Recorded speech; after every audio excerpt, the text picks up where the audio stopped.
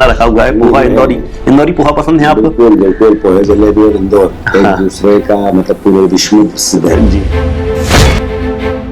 इस पार्टी का। जिसमें बिना ग्रुपिज्म से, बिना भेदभाव से एकजुट एक साथ होकर ये कहा कि ये काम आपको करना है। इससे पहले जो अध्यक्ष बनते थे, मेरी जिम्मेदारी बढ़ गई। इससे पहले जो अध्यक्ष बनते थे क्या वो ग्रुपिज्म या छत्रपों से आते थे? नेताओं को बांध कर नहीं रख पा रहे। ग्रेविटी कमजोर आपकी है, पार्टी की है, या सामने वाले की ग्रेविटी ज्यादा है? आरोप नहीं लगा रहा, पर जितने गए आप उनके कामकाज पे अगर निगाह डालेंगे तो आप अच्छी रिपोर्ट तैयार कर सकते हैं। हमारा अपमान किया उन्होंने जी, हमें धोखा दिया उन्होंने जी, हमारे को आप सवाल पूछते उस लायक करा उन्होंने। फिर समय अच्छा आएगा तो उनको वापस लेंगे। मैं अध्यक्ष हूँ तब तक पैर नहीं रखने दूंगा पार्टी। तमाम की खबरें आ रही थी आपके इंदौर से, फिर क्या हुआ अचानक? बात मुझे पार्टी जो आदेश करती है हमेशा मानता हूँ। रूमर्स नहीं, लोग देखने में भी आ रहे हैं, शायद आप डिनाई करें इस चीज को, लेकिन ये है जमीनी हकीकत माना जा रहा है कि जीतू अकेला लड़ रहा है चुनाव। संगठन मजबूत है, इसको भी अस्वीकार नहीं किया जा सकता है।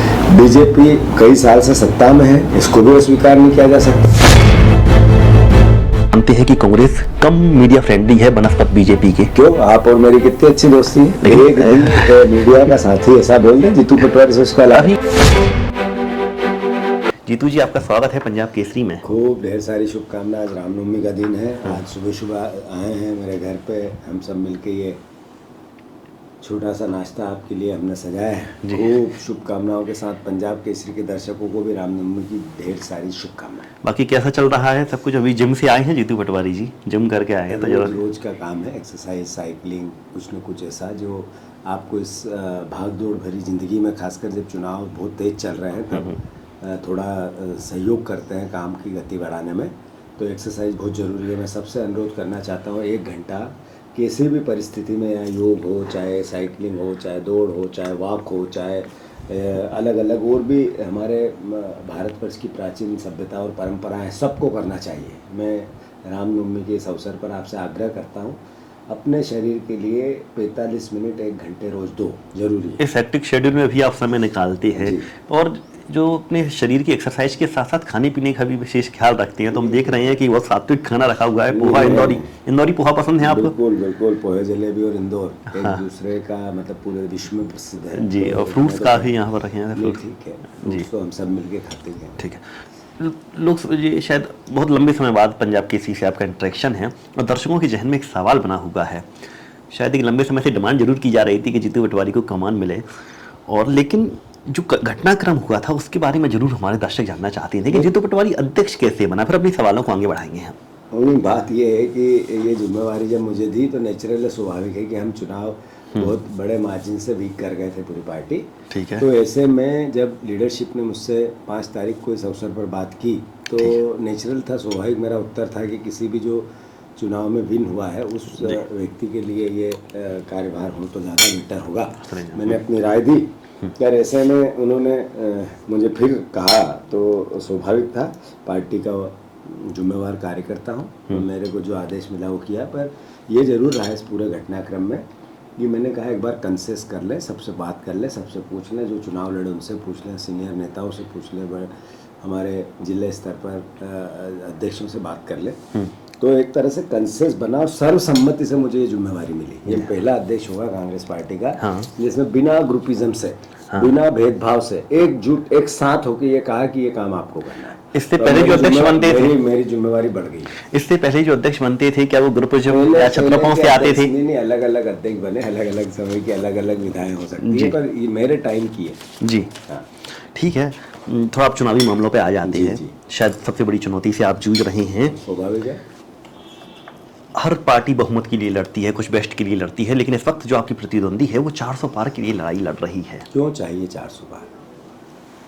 क्या इसके पीछे शायद उसका कॉन्फिडेंस इतना हाई है? कॉन्फिडेंस बोल दो कि अहंकार। आप ये बोलो कि भारतीय जनता पार्टी को 400 पार इसलिए चाहिए कि संविधान बदलना चाहते हैं, इसलिए चाहिए कि वोट के अधिकार को कमतर करना चाहते हैं, इसलिए चाहिए कि जो जर्नलिज्म का ताकत है लिखने पढ़ने और बोलने की उसको उस पर पहरा लगाना चाहते हैं। किस लिए चाहिए? आरक्षण समाप्त करना चाहते हैं जी क्या? 400 की क्या, जब 300 में सरकार बनती है, 285 में सरकार बनती है, 400 क्यों चाहिए? ये मैसेज क्या है? ये मैसेज है जब रामायण काल में रावण का था, कृष्ण की महाभारत काल में कंस का था, और इस कलयुग में अहंकार का परिचायक होती है भाषा, भावना। ये देश के लिए घातक है। इस सवाल से रिलेट मेरा एक अगला सवाल और ये है, आपको उस राज्य की कमान मिली है कांग्रेस विपक्षी दल के मुखिया के तौर पर, जहां पर 4 से 5 महीने पहले 2/3 बहुमत लेके गई है बीजेपी। लगातार दल बदल का दौर जारी है, अलग अलग जो पूरे घटनाक्रम हो रहे हैं वो लगभग सभी कांग्रेस के खिलाफ हैं। क्या कहीं डर लग रहा है जीतू पटवारी नहीं, को? क्यों डर लगेगा? अगर डर होता तो सार्वजनिक जीवन में 2 थी, आज बीजेपी की ये हालत है, लंबे मार्जिन से जीती है, तो 2 से वहाँ तक पहुँचे तो डरते तो होता गया।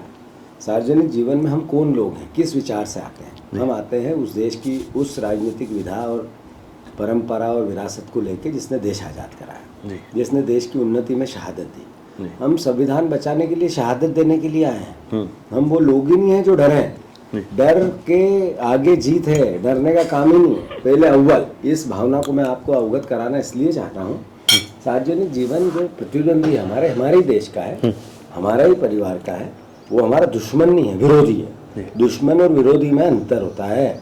वैचारिक रूप से विरोधी है, पारिवारिक या व्यक्तिगत रूप से विरोधी भी नहीं है। तो हम सबकी इच्छा होती है प्रदेश और देश में हम अपने विचार के साथ उन्नति कराएं। इसमें डर की क्या जगह बनती है? डर तो भारतीय जनता पार्टी को लगता है कि वो अवैधानिक तरीके से कार्रवाइयाँ करती है।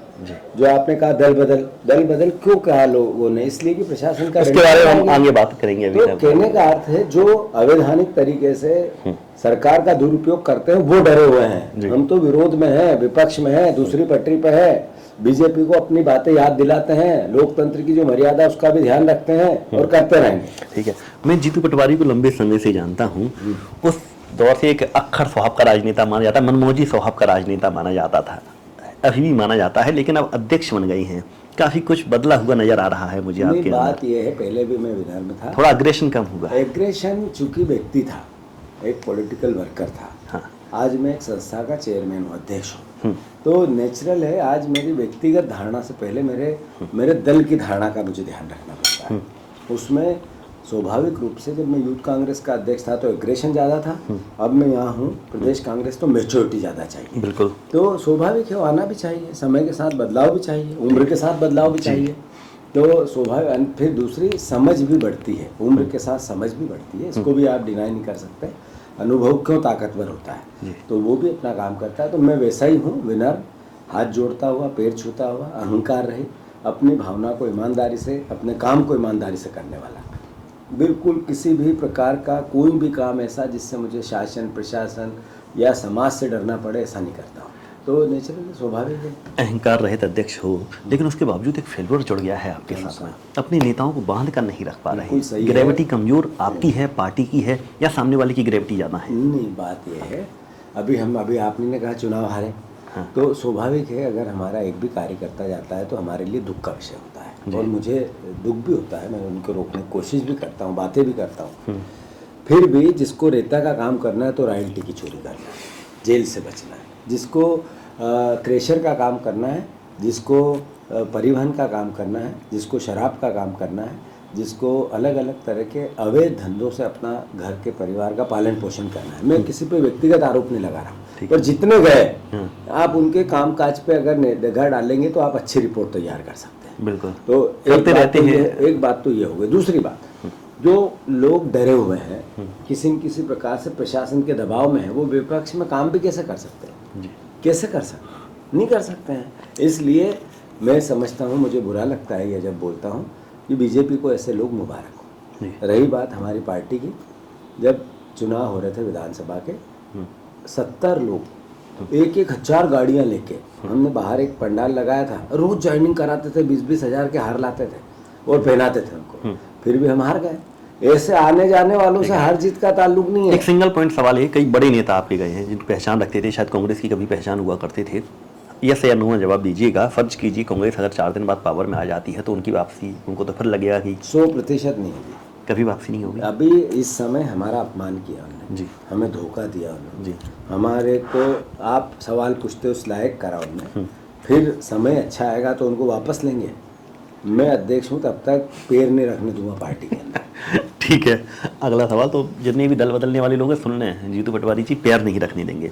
बीजेपी का नारा चल रहा है 29 में से 29 चाहिए इस बार। 29 कमल मोदी जी की डिमांड है मध्य प्रदेश से, कितना रोक पाओगे? बीजेपी का सही है, अभी 28 आई थी तो ये अहंकार उनका वाजिब है, पर सवाल जब रिजल्ट आएगा तो परिस्थितियाँ विपरीत रहेगी। आधा हिस्सा कांग्रेस का है। कुछ मीडिया रिपोर्ट्स, कुछ सोर्सेस ये बात कह रहे हैं कि कांग्रेस ने काफ़ी सीटें गिफ्ट कर दी हैं बीजेपी को। मुझे नहीं पता आप इस चीज़ को एक्सेप्ट करोगे या नहीं करोगे। और कुछ पर वो बहुत साइलेंट चुनाव लड़ रही है, कहीं हवा नहीं लगने दे रही, चुपचाप अपना काम कर रही है। कोई सी भी सीट गिफ्ट नहीं की, हर सीट पे हम चुनाव लड़ रहे हैं। एक भी सीट ऐसी नहीं है जहाँ पर कांग्रेस अच्छे से चुनाव नहीं लड़ रही हो।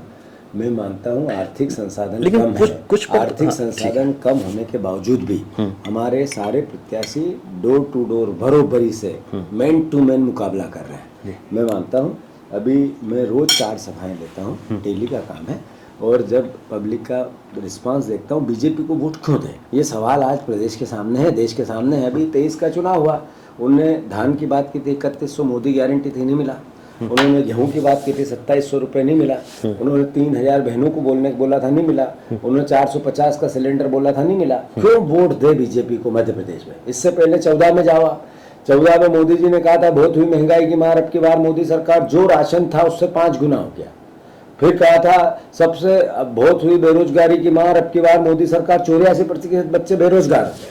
फिर उन्होंने कहा था काला धन, करप्शन के अगेंस्ट लड़ाई, काला धन आया ही नहीं, स्विस बैंक से आना था, 15-15 लाख जाने थे, एसबीआई की लिस्ट आई, सब काला धन बीजेपी के खाते में है। जिन पर एफआईआर हुई, जिन पर मुकदमे हुए, जिनकी गिरफ्तारी हुई, सब ने बीजेपी को पैसा दिया। क्यों? जिनको ठेका दिया सब ने बीजेपी को पैसा दिया। ये रिश्वत नहीं है तो क्या है?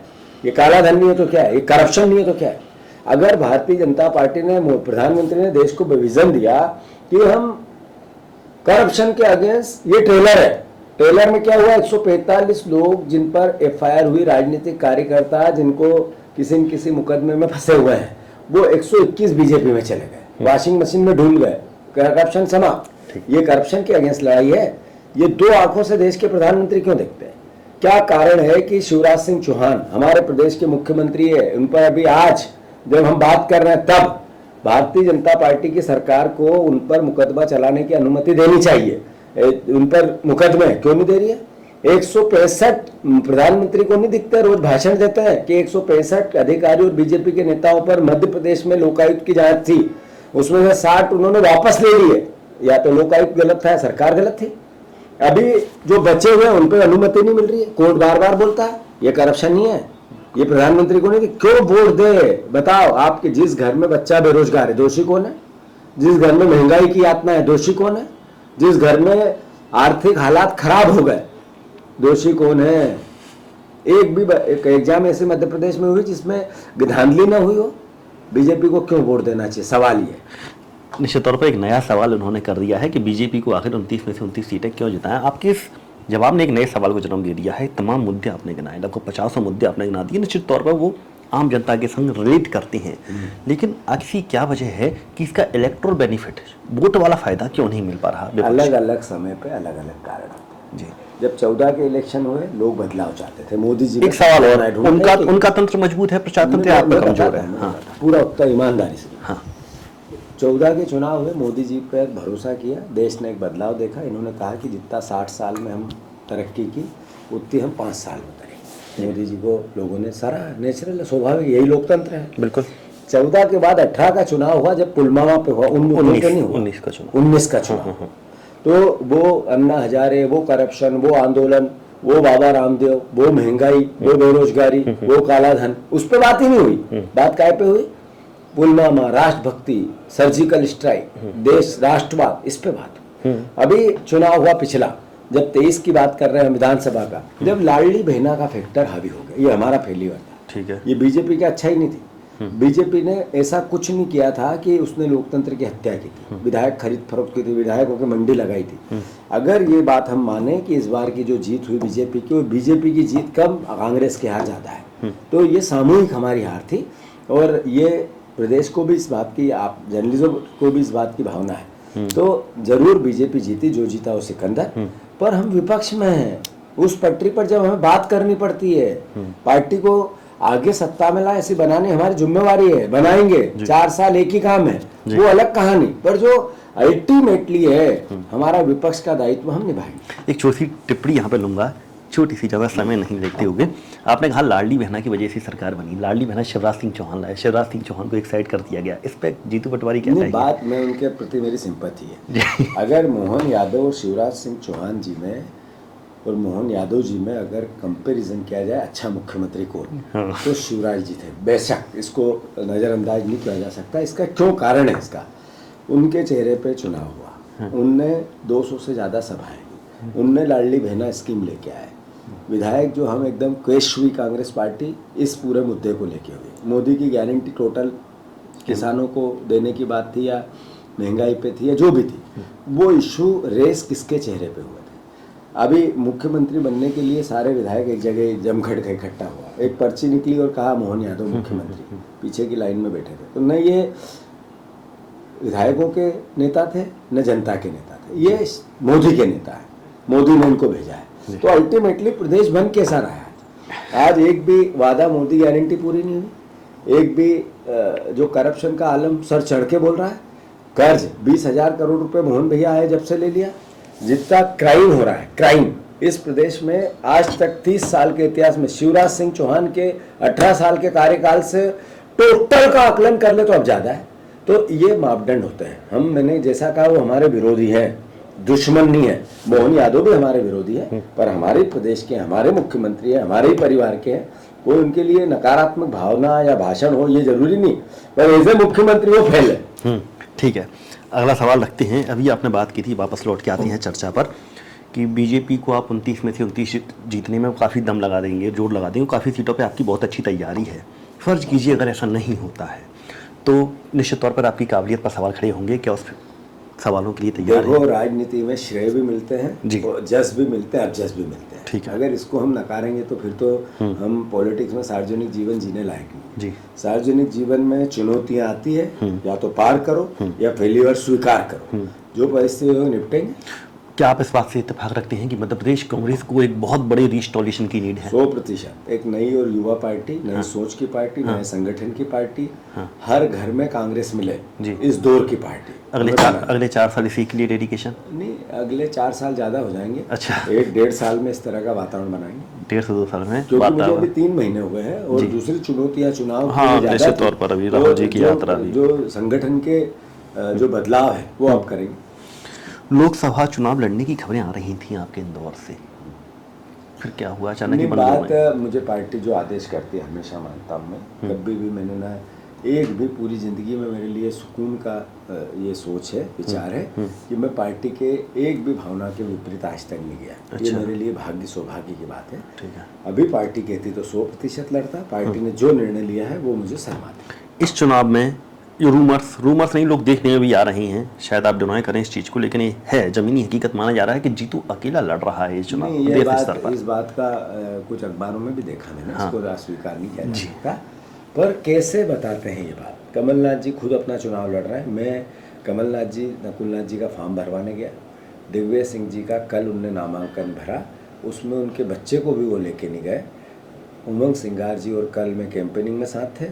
परसों अजय सिंह जी और मैं और अरुण यादव जी साथ थे। परसों विवेक तनखा जी, अजय सिंह, अरुण जी और मैं साथ थे जी। फिर अलग अलग समय पे अलग अलग नेता एक साथ हम प्रचार करते हैं। एक भावना के साथ है, एकजुटता के साथ है। हमारे 29 लोकसभा सारे सीनियर नेताओं को एक एक लोकसभा की जिम्मेवारी दी गई है। सब मिलकर हम सामूहिक प्रयास के साथ, सामूहिक नेतृत्व के साथ चुनाव लड़ रहे हैं। मैं मानता हूं कि ये भावनाएं मीडिया की हो सकती है। मीडिया चूंकि लोकतंत्र आम लोग भी कह रहे हैं चौथा स्तंभ है, इसलिए उनका स्वीकार्य है, पर अल्टीमेटली सामूहिक है। मतलब गॉसिप है बात, पॉलिटिकल गॉसिप है।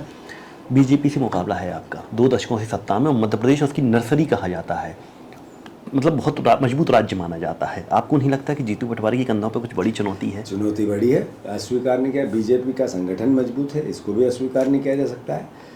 बीजेपी कई साल से सत्ता में है, इसको भी अस्वीकार नहीं किया जा सकता है। पर बीजेपी को जो डिलीवर करना था जनता में वो किया नहीं है, इसको भी अस्वीकार नहीं किया जा सकता है। अरे हमारा ही प्रदेश है जिसमें सबसे 1,30,00,000 बच्चे बेरोजगार हैं। हमारा ही प्रदेश है जिसमें 1 लाख किसानों ने आत्महत्या कर ली। हमारा ही प्रदेश है जिसमें 2 लाख बहनें गायब हो गई। हमारा ही प्रदेश है जो क्राइम रेट एनसीआरबी के आंकड़े, जो नरेंद्र मोदी जी की सरकार के सबसे ज्यादा क्राइम हमारे यहाँ होता है। करप्शन हम ही सबसे ज्यादा करते, ये भी एनसीआरबी के आंकड़ों में है।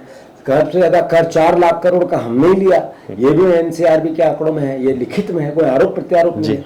आप ये देखो कि यहाँ का जो मुख्यमंत्री वो भी जनता का नहीं है, वो भी चिट्ठी का है, पर्ची का है।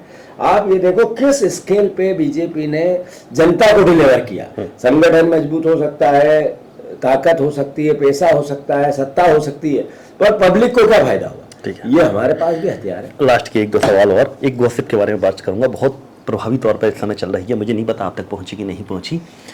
मैंने अभी 2-4 पत्रकारों के साथ बैठा था तो वो कह रहे थे कि अब तक कांग्रेस बीजेपी के लिए चुनाव लड़ती है, लेकिन इस बार पहली बार बीजेपी कांग्रेस के लिए चुनाव लड़ रही है। और अभी आपने शिवराज सिंह चौहान की बहुत तारीफ की, सहानुभूति जताई।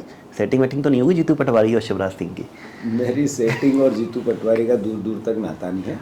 जहाँ तक पॉलिटिकल मैंने बार बार कहा है, वो हमारे दुश्मन नहीं है जी, हमारे प्रदेश के ही है। अगर यहाँ अच्छा काम करते हैं तो गौरव महसूस होता है जी। ये भी जरूरी नहीं है हम विपक्ष में हैं तो उनको गाली दे के सत्ता में आ जाएंगे जी। हम उनसे दुश्मनी रख के सत्ता में आ जाएंगे। नेचुरल और स्वाभाविक है कि हम अपने लोकतंत्र के चौथे स्तंभ का उपयोग करते हुए अपनी बात, उनकी फेलियर को आम जनता तक ले जाएं, तभी जनता परिवर्तन लाएगी।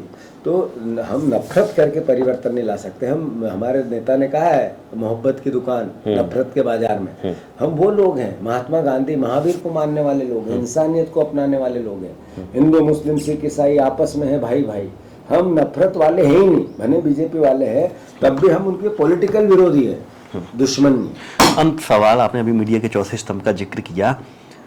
अब आप, जब साफ गोई से आप इंटरव्यू दे रहे हैं, हर बात को एक्सेप्ट कर रहे हैं, क्या आप ये मानते हैं कि कांग्रेस कम मीडिया फ्रेंडली है बनस्पत बीजेपी के? क्यों, आप और मेरी कितनी अच्छी दोस्ती है। एक दिन मीडिया का साथी ऐसा बोल दे जीतू पटवारी से उसका अभी कुछ कवरेज को लेकर मैं बात करना चाहता हूँ। ये मेरे तमाम पत्रकार मित्रों की एक अनऑफिशियल बातचीत बता रहा हूँ कि जीतू पटवारी जी समय नहीं देते, वो आपके साथ एक दिन बिताना चाहते हैं। कल कहा और मैंने आज दिया। तो बताओ कौन सा आदमी जिसने कौन साथी है, नहीं खूब देता हूँ और दूंगा। मुझे अरे मीडिया बगैर नेता का क्या है? नेता गुरु है पॉलिटिकल वर्कर की।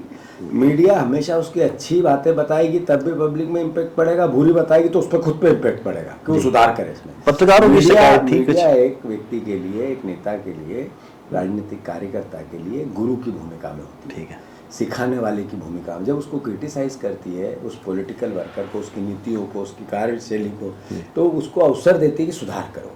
अगर उसको प्रोत्साहन करती है तो पब्लिक में उसके इम्पैक्ट जाता है, उसकी इमेज बनती है। तो अल्टीमेटली जो मीडिया होती है उससे तो कोई समझदार राजनीतिक वर्कर तो प्यार करता है। जो गधा होगा, मूर्ख होगा, राजनीति को समझता नहीं होगा, वो इनको समय नहीं देगा, बहुत से लोग प्यार करता है। तो ठीक है, मीडिया को समय भी देंगे, अपनी तमाम चुनौतियों के बारे में भी बताया और एक एक्सेप्ट भी किया कि हाँ बीजेपी मध्य प्रदेश में बहुत मजबूत है और उससे लड़ना इनके लिए बहुत बड़ी चुनौती है। जीतू जी, साफ कोई भरे इंटरव्यू के लिए आपका बहुत बहुत शुक्रिया पंजाब केसरी पर। तो जीतू पटवारी जी हमारे साथ जुड़े हुए थे। उम्मीद करते हैं तमाम सवाल जो इस चुनावी मौसम में आपको जिनके जवाब चाहिए थे वो हमने इनके सामने पुट किए थे और उनका जवाब भी आपको बेहतर तरीके से मिला होगा। पंजाब केसरी का इंटरव्यू कैसा लगा कमेंट कीजिए और जीतू पटवारी तक कोई और सुझाव या सवाल पहुंचाना चाहते हैं वो भी कमेंट करके बताइए, हम जीतू जी तक पहुंचाएंगे। पंजाब केसरी के साथ बने रहिए। नमस्कार।